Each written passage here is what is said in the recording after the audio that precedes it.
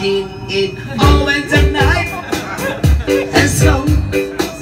Oh yeah, ang pinataya nila. Gana, magalangsat na lingkungan. Tingnan nyo naman itong ano. Daw! Isdang do. Ito, para yung Yan. Didi. Yung kakainin namin yung araw na to. Laki. Happy birthday, Kurt Kurt!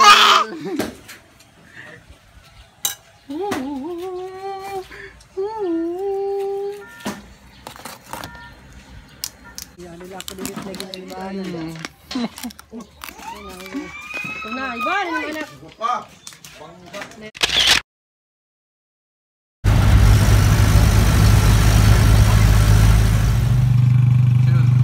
Itatry kong umabot sa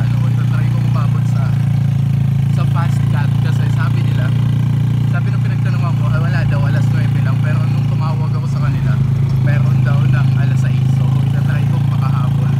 Titingnan ko kung makasakay ako ng alas 6.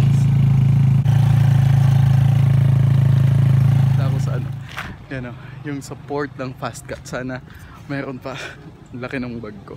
And yun, sana makasakay ako kasi mas mabilis to. 1 hour and a half lang ang biyahe nito kumpara dun sa Santa Clara is like 2.5 hours.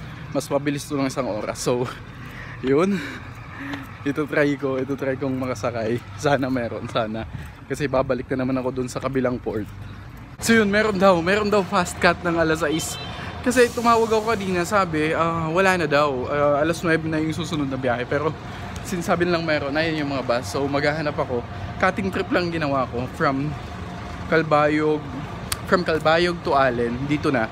Tapos dito, sasakay ako ng fast cut from Allen to Matnog. Tapos Matnog, maghahanap na ako ng bus papuntang Manila. So yun yung gagawin ko. Yan yung mga bus. And itatry ko kung may mga bakante sila. Then, yun. Pero ako ano? Laminan, this is size. Hindi po, walk-in lang po. Ay, walk-in kayo. Ay, wag ko lang kumat. Ano, Isa lang. nagtanggap ka ng walk-in? Kasi apat ata na. Basta darating pa. Isa lang naman po. Yun na pati usapan mo lang. Kung pwede pa. So yun, nakakuha na ako ng ticket and finally, buti na lang may bakante pa sila. Actually, ayaw na nga nilang magpasakay kasi madami pa daw sasakay na iba. Pero salamat and pinayagan ako ni ate. Kahit kasi mag-isa lang naman ako. Pero yun, kasi marami pa daw bus na darating and hindi nga daw sila tumatanggap na ng walk-in. Kaya yun, makakasakay na tayo. And ang pinili ko yung business class, 260 pesos. Compare sa economy something is 240, 20 pesos difference. So, ninry ko na yung business class kasi wala namang mawawala sa 20 pesos. So, tingnan natin kung anong meron sa economy at saka dun sa business. Nakapasok na ako sa waiting area and nag-aantay na lang ako ng oras kasi alas 6 pa, so alas 5 pa lang, 1 oras ay mag-aantay dito. Pero okay na din yun kasi doon matagal din naman talaga doon.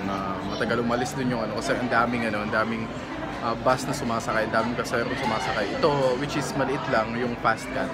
Kaya mas better. Kaya yun. Antayin lang tayo ng 1 oras. Ang dami talagang manginginom dito sa Samar kasi San Gilbio. Isang buong market pero San Gilbio lang.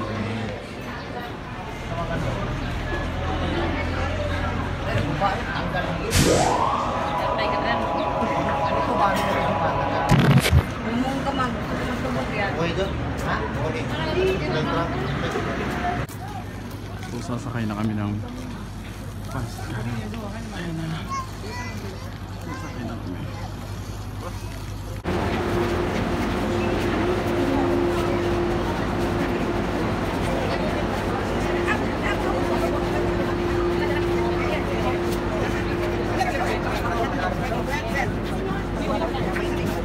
Business class nila. Yun. So aircon siya. And nandun tayo sa dulo. May minibar sila dito.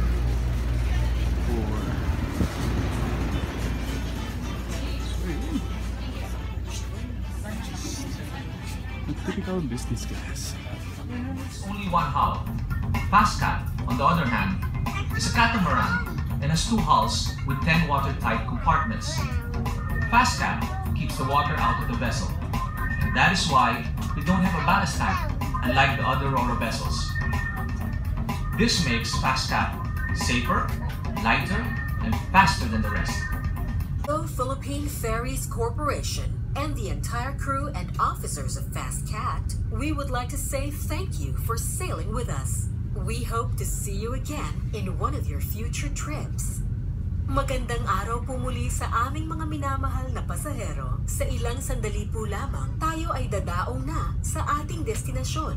Para sa kaligtasan ng lahat, mangyari po lamang na manatiling nakaupo hanggang sa ang barko ay ganap ng nakadaw. So, nasa Matnog na kami.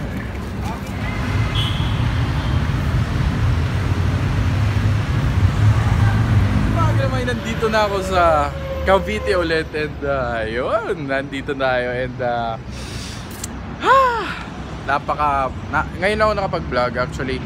Kanina pa ako umaga dumating ng alas 9, alas 8:30. Napakabilis ng biyahe ko kasi cutting trip nga ako.